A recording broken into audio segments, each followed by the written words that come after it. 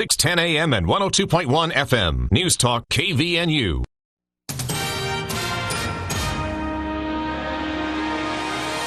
KVNU News Time is 5:03. I'm Bill Walter with this news update. A man was hospitalized in serious condition after a crash that resulted in his car becoming pinned under a semi-truck west of Corinne. The accident was reported just before 7 a.m. this morning. According to the Utah Highway Patrol, the man was driving a Toyota Camry along SR 83 near milepost 1. The semi pulled out of the Walmart distribution center in front of a Toyota. The car went under the empty trailer of the semi and became lodged. According to emergency radio communication, the driver of the semi called 911. They reported the driver of the Toyota was alert and breathing but trapped inside the vehicle. Emergency crews were dispatched to the scene. They removed the roof of the car and extricated the man. Paramedics transported the man to a hospital in serious condition. UHP troopers said they did not believe the injuries were life-threatening. However, crash blocked both directions of SR 83 for several hours. It was later reopened just before 9 a.m. KBNU News Time is 5:04. KBNU weather for tonight: cloudy, chance of rain this evening, then a chance of rain and snow after midnight. Patchy fog through the night, low around 30. Cloudy, patchy fog Wednesday morning, high temperature tomorrow in the mid-30s. And then snow and rain likely after midnight, Wednesday night, Thursday morning. Little or no accumulation, low in the mid-20s. Rain and snow with accumulations possible on Thursday. High temperature in the upper 30s. It's been to 36. It's 35 right now at KBNU. The Duct Hunter reminds you to change your furnace filter. Every 3 months, your furnace will run more efficiently. To clean your ducts, give the Duct Hunter a call, 435-770-4813. KBNU News Time, 5:05. Graduates of programs at Utah State University are in high demand because of shortages in Utah and nationally of professionals trained to serve young children who are deaf or hard of hearing. A pair of graduate programs within USU's Listening and Spoken Language Interdisciplinary Graduate Training Program have received a combined $3 million in grants from the Office of Special Education Programs within the Department of Education. One grant was awarded to the Deaf Education Graduate Program.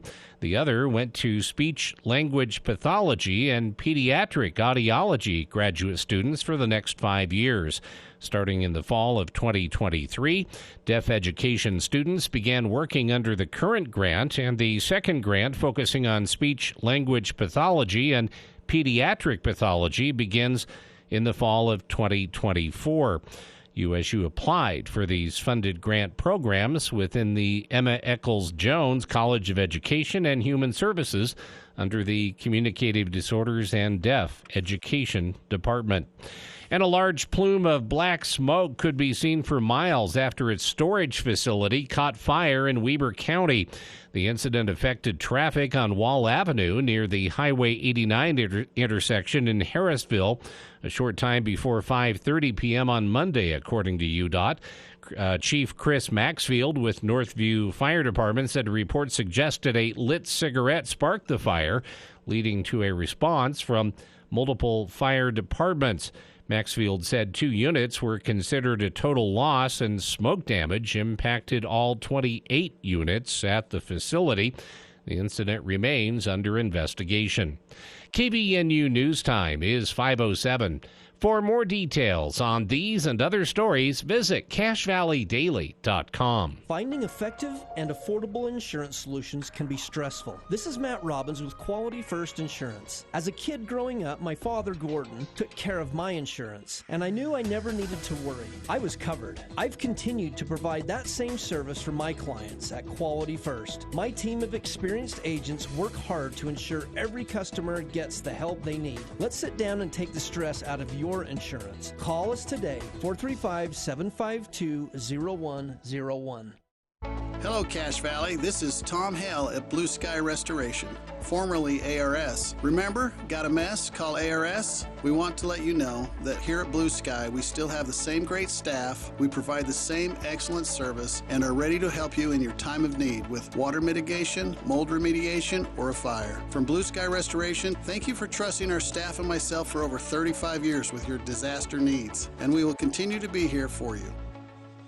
Cache Valley Hearing and Audiology is Cache Valley's most trusted name in hearing aids. Once again, you'll be able to hear a loved one's laughter and understand conversations. Schedule a free hearing evaluation with Dr. Paul Daines at Cache Valley Hearing and Audiology. Call 753-4327. That's 753-HEAR. Or visit cachehearing.com. Bring back what you've been missing. Bring back Cache Valley Hearing and Audiology.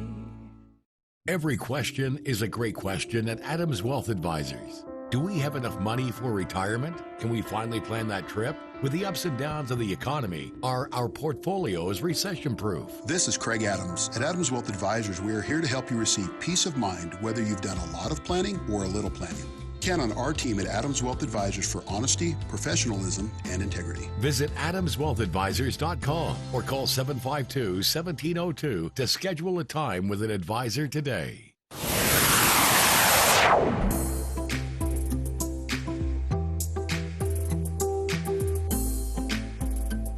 Welcome back to KVA News for the People. Jumping right back in here with highlight from this week's episode of Sutherland Institute's Defending Ideas. This is an ongoing conversation Sutherland is having, which is perfectly timed for the legislative session and more. It's a broad conversation generally, but it relates to sometimes even specific bills that are going to be discussed during this legislative session. And this that they've sent us today for the show is no exception. Today, Nick Dunn sits down with a man named Nathan Bishop, who is a non-resident senior fellow at the conservative think tank American Enterprise Institute. And he's also the principal and owner of Work ED Consulting, which is, well, what it sounds like, actually, making work smarter, both for company owners and employees. And he's the author of a very famous here in Utah AEI paper that was titled The Utah Model, published last year, outlining Utah's approach to what is called a co-locating safety net program and workforce development resources. The short version is the Utah Model paper published by Bishop at American Enterprise Institute is basically saying what Utah's doing is working and other states should maybe consider it. Here is, for us and our listeners, courtesy of the Sutherland Institute, a snippet of this conversation with Nick Dunn of Sutherland Institute and Mason Bishop of the American Enterprise Institute on work. Mason, I want to kind of get into some of the specifics about why Utah's different from other states and how that can be informative and hopefully a little bit aspirational for other states and what policy looks like elsewhere, because we always want to export good ideas and also learn from others and see what we can still improve here in Utah. And I want to mention, just by way of helping to frame, I think, what the general feeling is here in Utah. Our listeners may not know, but I previously worked for the Department of Workforce Services here in Utah a number of years back. And an experience I had really shaped my own view of poverty and upward mobility. In the course of that work, I interacted with a man here in Salt Lake who was formerly homeless, who was living in a supportive housing program that was part of the general homelessness work that Workforce Services was doing. And in this interaction, I asked him once, hey, what do you feel like you need? What do you think would be helpful for you or other people who've been in your same shoes dealing with this? What would be helpful for you? And to be honest, I thought he was going to say something like, well, the safety net programs just need to be more generous, so they need to have more resources going to homeless shelters or something like that. Instead, what he said to me was, I just want a hand up, not a hand out. And I was blown away because I didn't coach him or anything, but it was just this idea of I'm here to work. And he had actually moved to Utah seeking work opportunities, and then things didn't turn out well initially for his circumstance. But just this idea of, I'm here to work and I want help to get back on my feet so I can work and earn my own success. It totally impacted the way I view these things ever since then. And I think overall, we still, of course, have room for improvement. But overall, that's kind of been Utah's approach, is our safety net programs are here to help people, yes, but then help them get back on their feet, help them move towards self-sufficiency. It's about stabilizing and then moving towards work. So that's kind of the ethos that I've always felt. But I want to ask you, because you were one of the architects in the 90s of Utah creating this system, and you've seen how things work in other states. Give us just kind of the quick definition. Why is Utah so different from other states? What does our workforce and welfare system look like? And why is other states being in a different approach problematic in those areas? So I'll try to take a complicated history and narrow it down into just a few minutes. Number one is we have about, since the 1960s, 5 to 6 decade history of layering one on top of the other, different workforce and social assistance programs, starting with the Great Society. And in the workforce development side of this, really started in the 1960s, but then an important thing happened in the 1970s with what was called the Comprehensive Employment and Training Act, or CETA for short, where the federal government established a federal to local relationship in funding job training.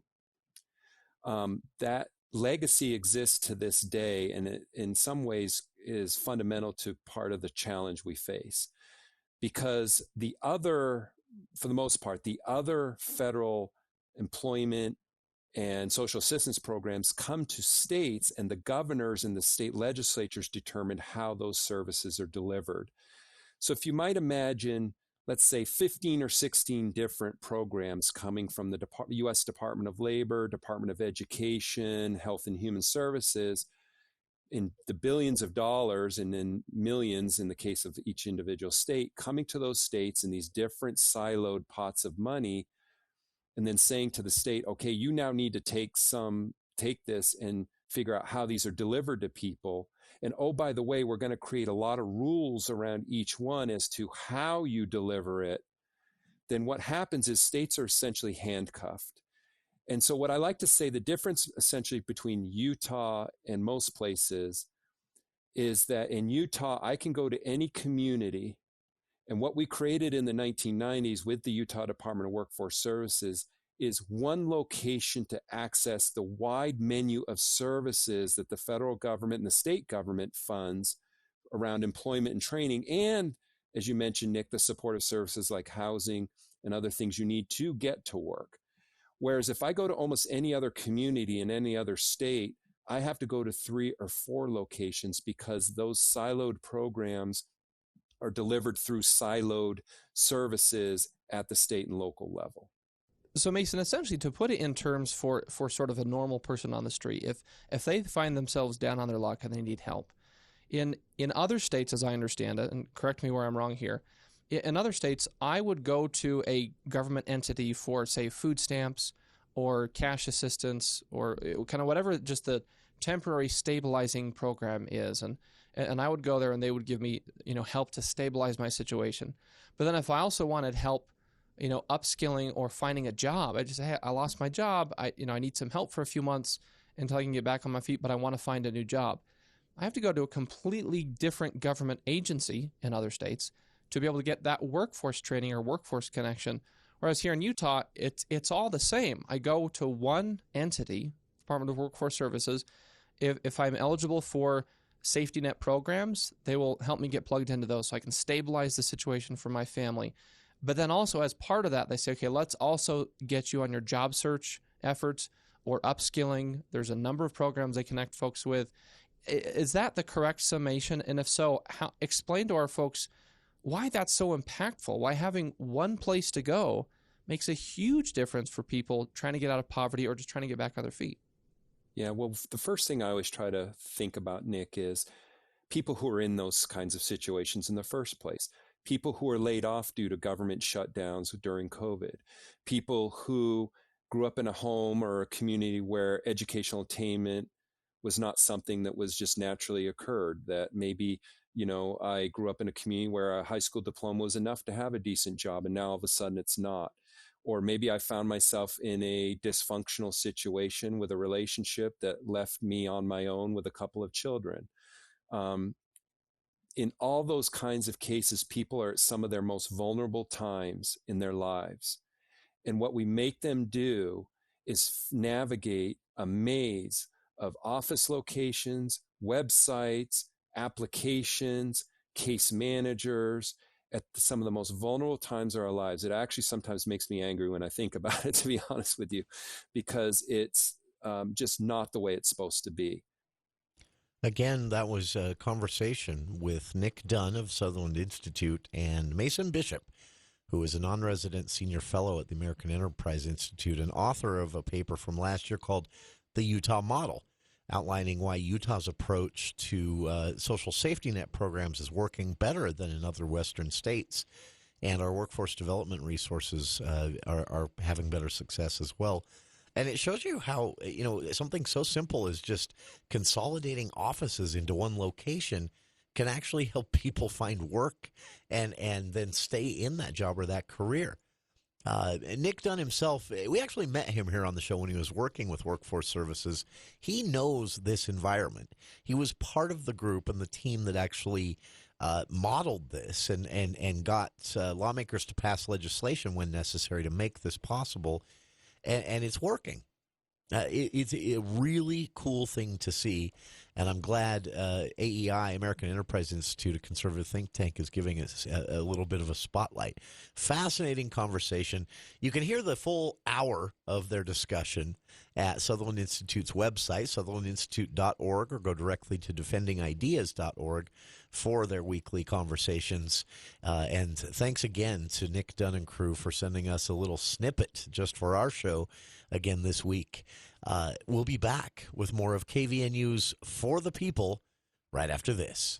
Bear Lake's Monster Winterfest is January 26th through the 28th. Come on up for 3 days of fun and adventure. It kicks off Friday morning with winter sports at the sinks and lookout areas in Logan Canyon. On Saturday, watch hundreds of brave souls jump into the icy cold waters of Bear Lake for the Monster Plunge and Cardboard Boat Regatta. Warm up with a bowl of chili at the Chili Cook-Off. And don't miss the 5K Run and Cisco Fishing Tournament. Go to BearLakeMonsterWinterfest.com to register. Bear Lake's Monster Winterfest, January 26th through the 28th. Go to BearLake.org for all the details.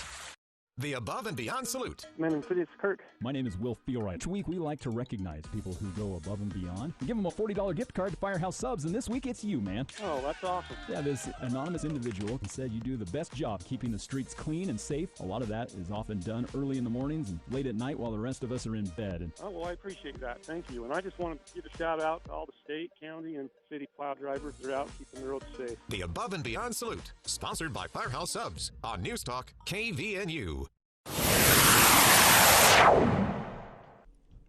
Welcome back to KVNU's For the People. Listener triggered topic here. I'm excited about this because I know the answer to one of the questions already. Listener emails in. Long story. She says, for various reasons, she decided last summer it was time for her to lose weight and be healthier. This led to her exploring more of the trails around the valley, foothills, mountains, and more, just walking as much as she could every day. Then winter came along, and those trails weren't an option, or at least not an option she wanted to take advantage of. In parentheses, she writes, I hate snowshoeing. So she started walking the trails that are often cleared within Logan City's boundaries. Something we've talked about many times on the show with Logan City Mayor Holly Daines and more. Logan City always finding ways to add more to the trails. But Amy writes in and says, I've lost a lot of weight. I'm going to keep doing this, but why I'm writing today, I think you should spotlight the trails in Logan City because in all of this time, I've never had to repeat a path unless I chose to, even once. There must be miles of trails within Logan City's boundaries, and people should know about them. So we reached out to our friend Russ Aquina, director of Logan City's Parks and Recreation Department. And Russ, appreciate taking some time, especially on short notice, to do this for us today. If you can, start us off. How many miles of trail now exist within Logan City's boundaries? Well, there is. Thanks for having me. Oh, appreciate it. There's 32 miles of trail, and there's actually another 10 miles of connecting sidewalk to a trailhead somewhere in that network of trails in Logan City.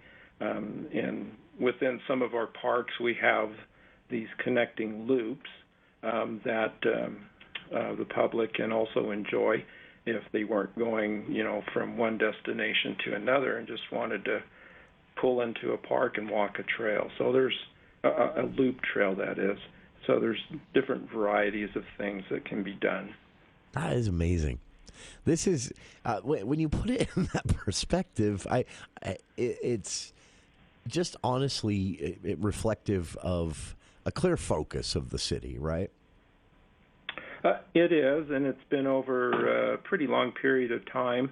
It was in place, parts of it, when I arrived, and of course we've continued to focus on, mainly now it's these connections where we have gaps in the trail system, or continuation of a system or a trail that already exists.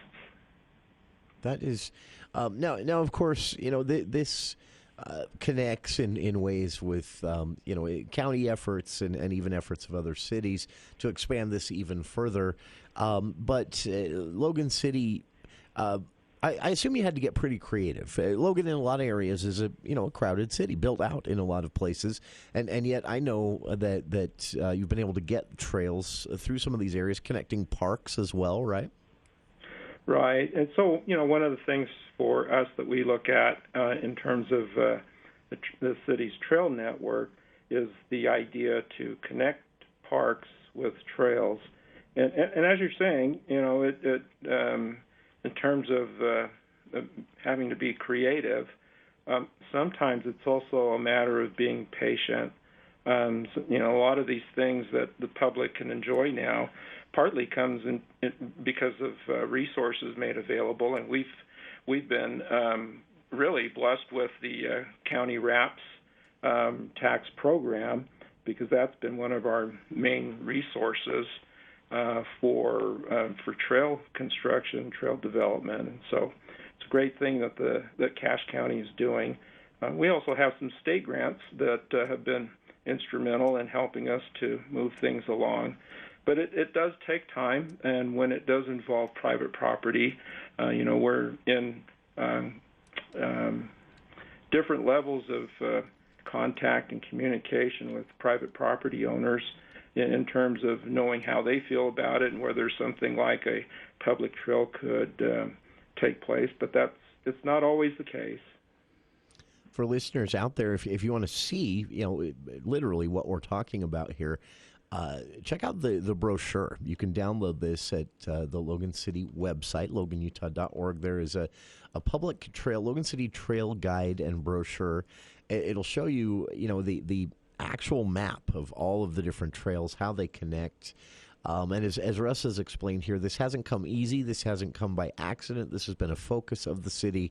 And as a listener emailed in, this gives people options to get outside, to take a walk, stretch your legs, whether your goal is losing weight or just taking a breather from work or even just before the sun goes down, which is far too early these days, I guess. Wintertime, summertime, these are options for you. And Russ, we should touch on that a little bit. A lot of these trails do go through residential areas, and the city always asks that people help out a bit with keeping the trails and sidewalks clear of snow, right? Yes, I mean, just as one could imagine, it's just the responsibility that the city has, certainly for on its own property, as it would for a property owner for a section of sidewalk that fronts their property. Certainly, this time of year, we have our hands full. We're usually somewhere around 20 miles of snow clearing. Wow. The unpaved trails we do not maintain for snow removal because they're unpaved, but the rest of it we are. 20 miles of snow removing. I'm going to stop complaining about my one block that I do. This is, a fascinating look inside of all this, and Logan residents are very lucky in this way. I know a lot of cities are looking at this and saying we need to follow suit here. Again, this is an important aspect of a culture within a city. And Russ, I know, a final question for you here today. This isn't the end of it, right? I know as certain projects are coming to completion, there are more trails planned around, one's a road project, but that's going to give an option for expanding trails, right? And you're always looking for other opportunities? We are. We try to keep in contact with what other agencies are doing, both at the state level as it pertains to projects that run through Logan, and so we try to work closely with UDOT on what they're doing. For example, with the State Route 30 SR30 project, but also with our neighboring cities in terms of our trail connections to what they're planning to do, both north and south of us. Very nice. Again, you can find a trail map and brochure of Logan City Parks, 32 miles and growing trails, 32 miles and growing of trail systems within Logan City's boundaries. If you're looking to get out and just stretch your legs, I guarantee near you, regardless of where you live in the city, there is an option. And you can see the full map, download the brochure at loganutah.org. It's an amazing project that has been going on, as Russ has told us, for a generation. But it's really coming to a point where within Logan City, it is actually possible to get out, hear some birds, listen to a river, just take a walk and get away from the workplace if you need to. And it's, again, an important part of a healthy lifestyle, but also bringing a certain culture to the city. And kudos to Logan City for making this a focus. And thanks to Amy for emailing this topic suggestion in. A pleasure, Russ, to have you here on the show, and we hope to speak again soon. Great. Look forward to it.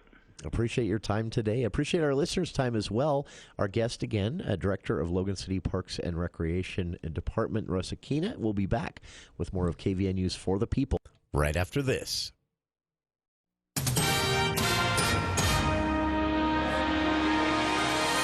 KVNU News Time is 5:30. I'm Bill Walter with this news update brought to you by Roof Rescue.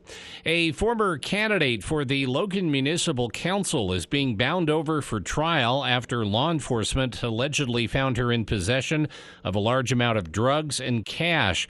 Erin Elizabeth Bennett was ordered to be arraigned on multiple charges after a judge ruled there was sufficient evidence in the case. Bennett participated in a preliminary hearing Monday in Logan's 1st District Court. She was previously charged with 3 felony counts of possession with the intent to distribute a controlled substance and 2 misdemeanors for possession or use of a controlled substance and drug paraphernalia. Cache County Deputy Attorney Aaron Jossie explained how Bennett was arrested after agents with the Cache Rich Drug Task Force served a warrant to her home. Agent Derek Grange testified that police received an anonymous tip in March 2022 claiming Bennett was dealing marijuana. Law enforcement obtained a warrant to place a tracker on her car after a canine detected drugs in the vehicle. Grange claimed Bennett's car was then tracked, driving to California and Oregon. Task force agents were waiting for Bennett when she returned to Logan. They searched her car and found close to 5 pounds of psilocybin mushrooms and $14,000 in a suitcase.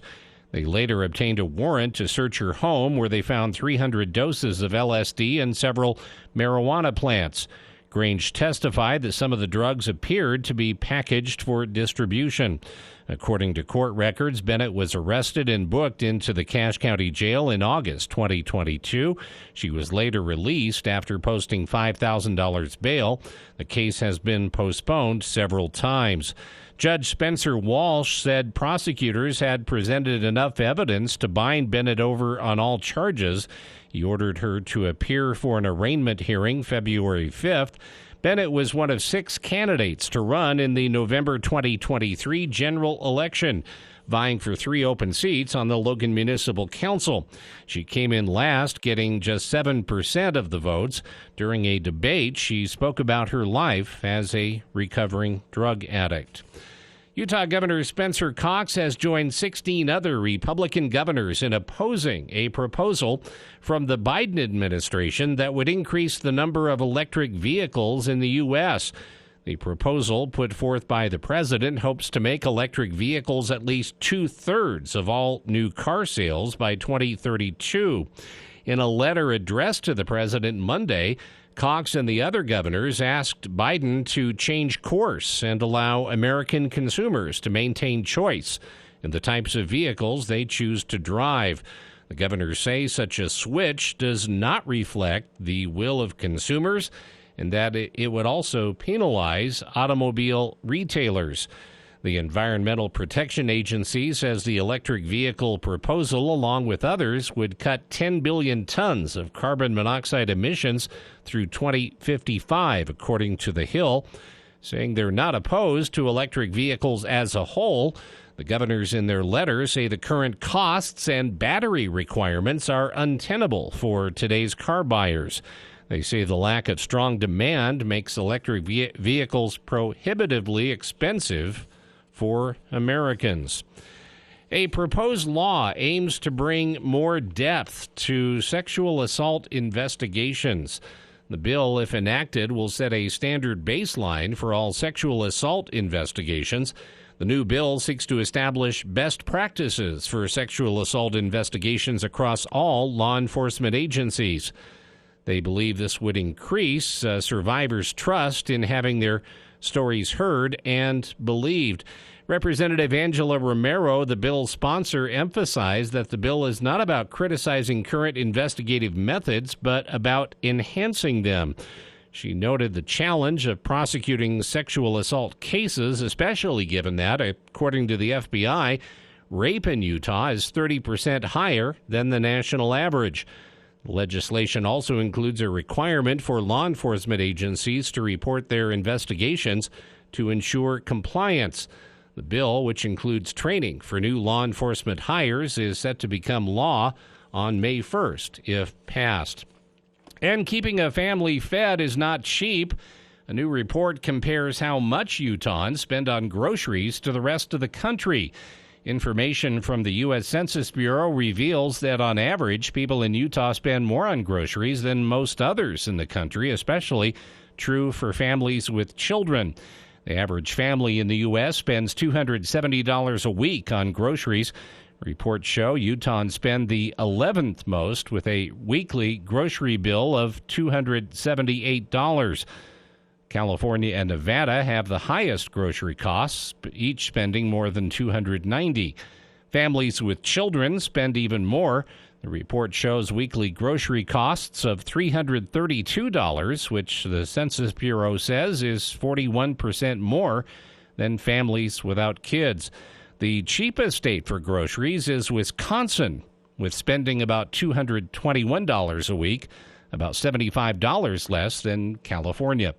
KBNU News Time is 5:36. Roof Rescue is your local roofing specialist, dedicated to keeping your home safe and dry no matter the weather. Their team of experienced roofers is here to serve you, providing top-quality service at affordable prices. From minor repairs to complete roof replacements, they've got you covered. Remember, your roof is your first line of defense in protecting your family from the elements. So don't wait until the next storm to discover your roof problems. Call Roof Rescue today at 435-999-4268. They're your trusted local roofing experts, here to keep your home safe and dry. Roof Rescue, celebrating 10 years of providing watertight peace of mind. This is a special report from ABC News. The New Hampshire primary. I'm Daria Albinger. Voting has ended across much of New Hampshire. Some polls will close in a half an hour from now. The Republican race is down to just 2 candidates, former President Trump and former South Carolina Governor and former UN Ambassador Nikki Haley. Some say the results tonight could determine who will be the party's nominee. Mr. Trump was leading by double digits going into the vote. ABC's Stephen Portnoy in Manchester with what's been on voters' minds today. The New Hampshire Secretary of State says turnout here is very strong. It's a highly educated electorate, with about half of those voting in the GOP primary holding college degrees. Our ABC News exit poll shows New Hampshire voters are overwhelmingly frustrated with the state of the economy and the way things are going in the country at large. More than half say they expect things in the country will be worse for the next generation, not better. President Biden is not on the ballot, but he is a write-in candidate. This is ABC News. KBNU weather tonight, cloudy, chance of rain this evening, chance of rain and snow after midnight, patchy fog through the night, low around 30% chance of precipitation. Cloudy, some patchy morning fog, high tomorrow in the mid-30s. More snow and rain in the forecast for late Wednesday night into the overnight hours, and then rain and snow with some snow accumulations possible on Thursday. Thursday's high, upper 30s. It's been to 36. It's 35 right now at KBNU. Earn a $20 Visa gift card with purchase of Napa's Legend battery, or a $25 Visa gift card with a AAA premium battery at your 5 locally owned locations of Napa Auto Parts from Preston to Providence. Get more news at CashValleyDaily.com. I'm Larry Gelwigs, the getaway guru for Morris Columbus Travel and Princess Cruises, with the biggest cruise promotion of the year, including free open bar, free Wi-Fi, and free prepaid gratuities. Sail with Princess Cruises and get free. And for the best travel deals on the planet, give us a call at Morris Columbus Travel. Come on and get away, Morris Columbus. Hi, this is Gordon Deal. Wednesday on This Morning, America's First News, analysis of the New Hampshire Republican primary results and what they mean ahead of the South Carolina primary late next month. Also, how are you supposed to be a good networker if nobody wants to talk to you by phone or email? Hear tips from an expert and the growing number of ways you can save on today's pricey prescription drugs. Wednesday on This Morning, America's First News. From 4 to 6 on News Talk KVNU, 610 AM and 102 FM. Your station for news and talk.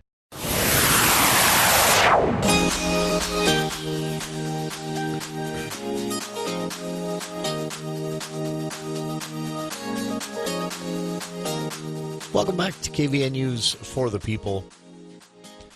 Take just a break from revisiting some of our interviews with the candidates to revisit a very important segment of an interview we did recently with Cache County Executive David Zook.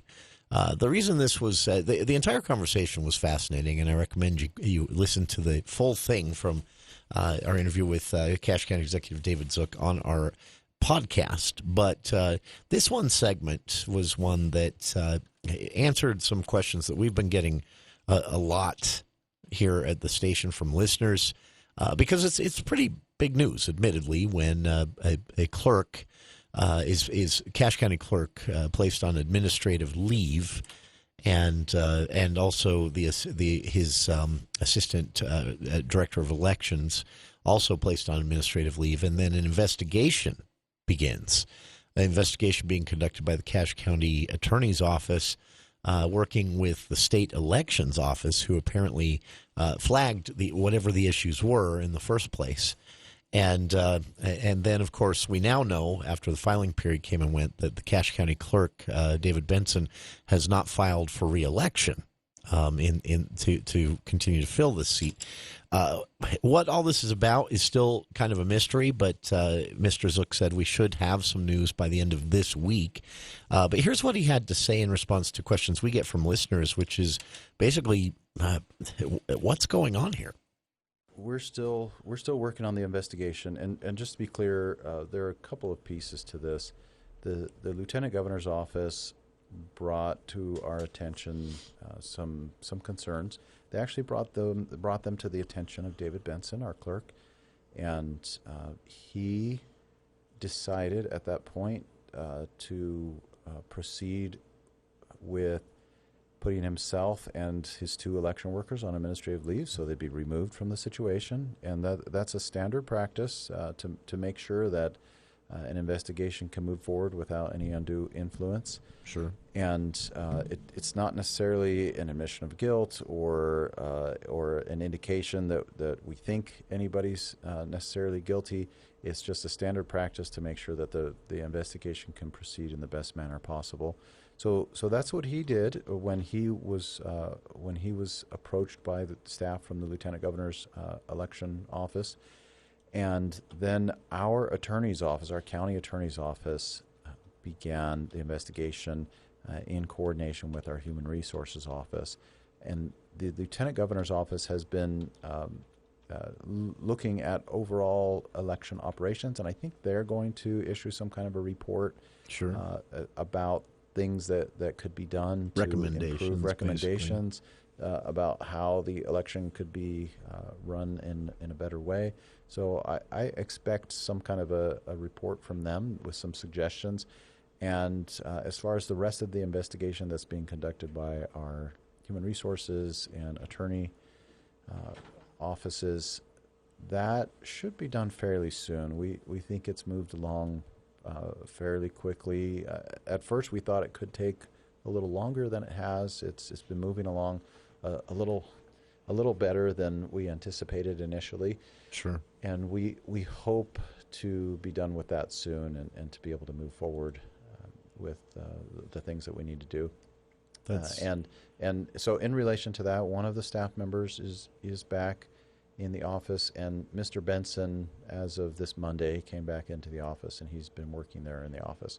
So we're still working on the investigation. Should be done soon, and we're getting things back to normal as much as possible. And we look forward to any information that we can use from both of those reviews to make sure that office is functioning as well as possible.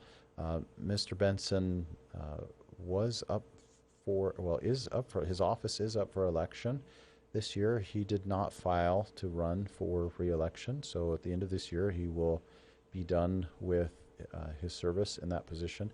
And I might mention, while I'm talking about that, that's one of the unique things that's on the ballot this year. We had it's hard to forget or hard to remember all of the.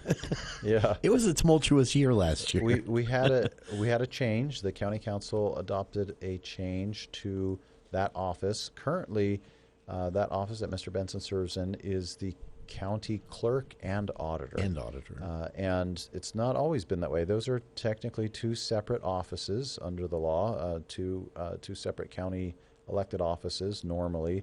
But a few years back, the county council decided to combine them. Yeah. And a lot of counties in Utah did that. Yeah, there must have been a thing at the time. There are some of the offices that can be combined, and this is something I think a lot of people forget or maybe never even realize. But my office is one of those. I serve in a combined office. I'm not only the county executive, but I'm also the county surveyor, which is kind of a unique one. That's one that you would think would be one that would be separate, and that would be one that would require the incumbent to be a licensed surveyor, but I'm not a licensed surveyor, and I have some licensed surveyors who help us out and take care of those types of things, but that's technically one of the offices that I hold. But the county council did the same thing with the clerk and auditor's offices and combined them a few years back, and last year they decided to separate them again. So they can't actually be separated until after an election. Yeah, and because since they're elected offices, they have to elect two new people, right? Yeah. So that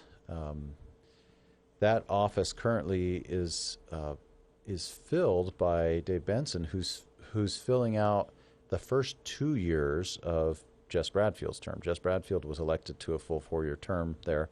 That's right. But ended up leaving pretty soon after starting that 4-year term.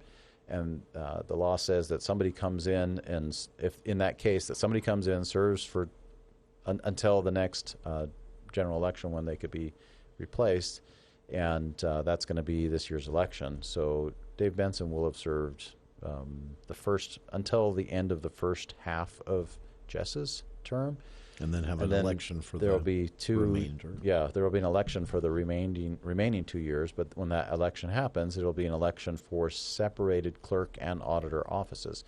So we had our filing period over the past week, and a number of people filed for a variety of positions. I don't know if I've ever seen this many names on the ballot. There were a lot. There are so many. And it seems to be a statewide thing, not just a Cache County thing. Yeah, it's kind of interesting. I've mentioned to a couple of people, are those of us who are in elected office, are we making it look that fun? Does it really look that fun? Because it doesn't feel that fun. Some days it does, but a lot of days it doesn't. It's a lot of work. It's a lot of stress. You put yourself out there for the campaign. I just want to say I commend everyone who's running and everyone who's serving in elected office. It's a big deal because you're putting your name on the line, literally. You're putting your name on the ballot and making yourself vulnerable to basically a popularity contest oftentimes, really, and asking people if they will approve or reject you. So you've got to be someone who can handle rejection just to put your name on the ballot in the first place, and then if you get elected, that is a unique experience in and of itself. So all of these people who filed, I really appreciate them filing. We had a few of our county offices that are unopposed. Brett Robinson, our county assessor, he's doing a fantastic job. He hasn't been in office for very long himself because he came in one of those midterm special elections. Oh, that's right. I forgot about that. Yeah, so he's doing a fantastic job, really good guy, and he is running unopposed right now. Of course, people could file as a write-in for any and all of these positions. There is one position that no one filed for. That was the District 5 seat for the Cache County School Board. Yeah. So there might be a write-in on that one. Maybe already that's happened. I'm not sure. But I was mentioning the ones who the slots where no one filed. So Brett Robinson, the county assessor, didn't have anyone file against him. And then we have our county treasurer, Craig McAllister. Also, he does a fantastic job, really hardworking, and does a good job collecting taxes here in our county. No one's filing against him. No one has filed against him. And then another one. We have so many of these that are people who haven't been in office very long. And Tennille Johnson, our county recorder, is one of those. She also was elected last year in a special election, and hasn't been in office for very long, but had to run for election. She's filling out the term for Devron Anderson. He was our county recorder and decided to do some things in the private sector that he's been doing. But he's back on the ballot also. He's running for county council. So he lives out on the west side of our valley, and he is going to be running for that South District seat. So that's a change. And we started this conversation talking about the clerk and the auditor. So let me just mention those. So county clerk, we actually had 4 people file for the county clerk spot. And I mentioned that the incumbent, Mr. Benson, did not file to run for that. But Bryson Bem filed to run. He's someone who worked in that office before as an elections expert, and he actually ran when David Benson was elected. He ran for that slot, didn't get it. David Benson got it, but Bryson's running again this time. And then a gentleman named David Palmer. I'm not sure if I know him or not, but he's running for that. Roger Anderson is running. I do know Roger. He's someone who served on the North Logan Council for many years. Yes. Great community leader. So he signed up to run. And then a gentleman named Sebastian Liu is running for county clerk as well. So 4 people running for that spot, which will be a new office, no longer with the duties of the county auditor, but just the duties of the county clerk, and for a 2-year term to finish up those 2 years. So essentially, those people who run for clerk and for auditor 1 year after they take office, they'll have to file again. And run again. To run again. Since that's been for a full 4-year term after that. And 4 people filed for auditor. Yes, as well. and then the auditor position, it's kind of interesting. When there's an open seat like that, it's sometimes a little bit more exciting, and people go out there and get excited about filing. So, we have 4 people who filed there. Brittany Kingston is one of them.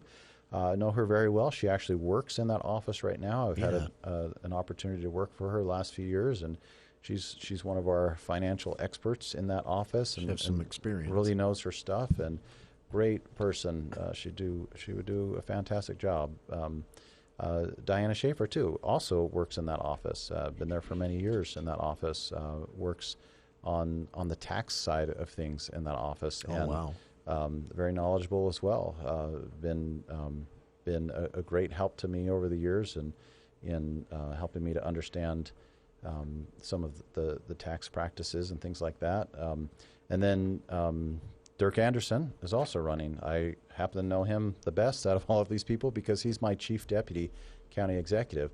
And he's worked with me for a couple of years, and he would be a fantastic choice for this as well. I actually tried to talk him out of it, so that you don't lose him. I don't want to lose him because he is a great asset to my office. He's so knowledgeable about so many things. He's worked for 4 different governors. He was the budget director for the state of Alaska. He's got a PhD, a master's degree, a bachelor's degree in this stuff. He's very well educated, very experienced, very smart, great with people. Yeah. So he's done a lot, very well qualified, and he actually oversaw this office. Oversaw the director of this office and this office for most of the time that he's been in his current role. So he has experience supervising this office. He would do a great job there. If he wins, I'll be sad to lose him. But if he wins, we'll be in good hands because he definitely knows what he's doing. He's a great leader. And then the last person running for that is Matthew Funk. And I am not sure if I've met him before.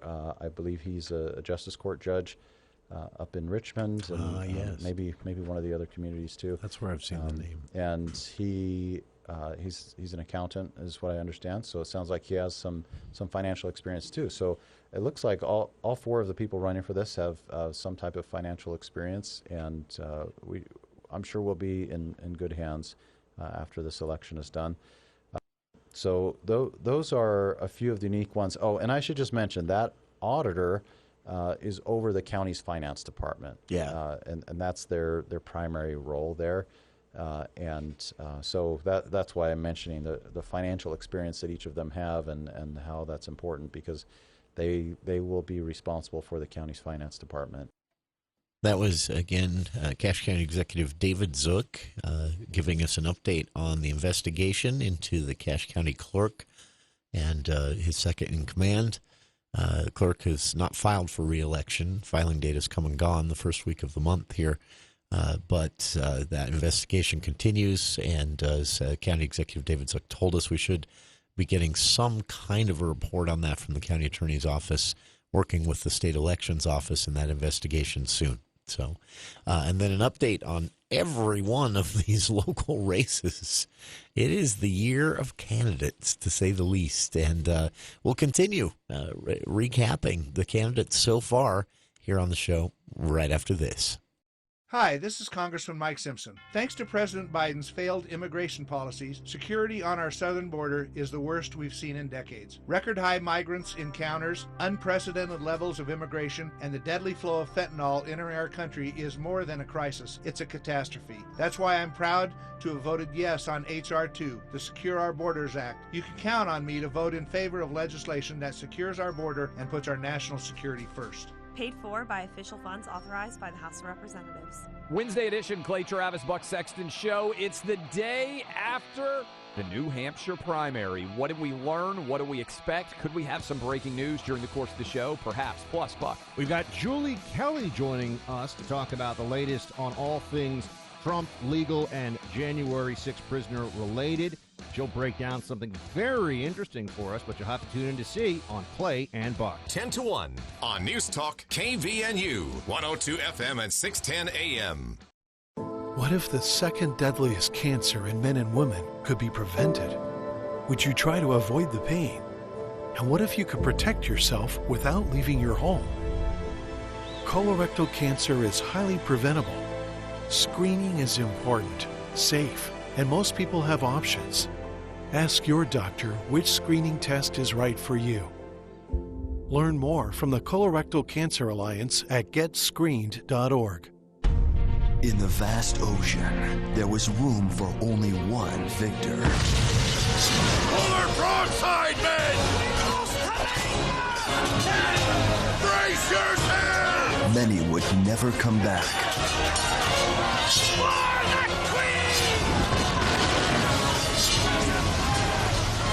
But those who did would be legend. This epic battle for destiny will have to wait until after it rains. But Dad, we're winning! I don't want to get wet. Dad, we're at sea. Maybe we can storm the kitchen. Children who spend time with their parents are less likely to drop out of school, abuse drugs or alcohol, and are more likely to finish college. So imagine what a little time can do for your family. To the deli! From the Church of Jesus Christ of Latter-day Saints. Rhymes with winning. Anyone? Yeah, that would be us.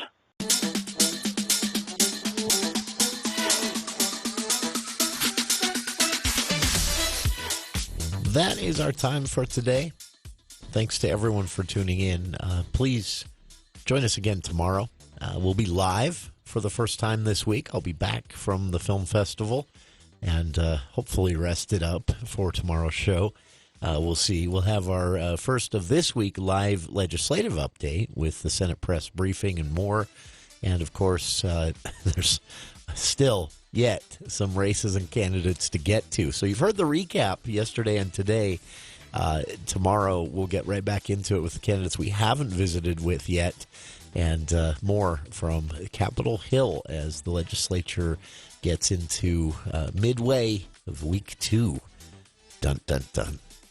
Thank you for tuning in. Please stay tuned. Dave Ramsey is next here on KVNU Logan.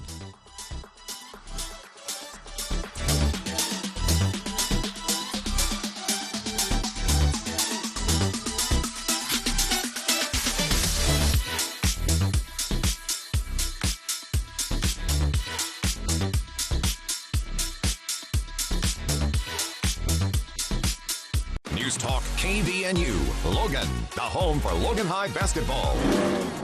102 FM, 610 AM, and online at KVNU Talk.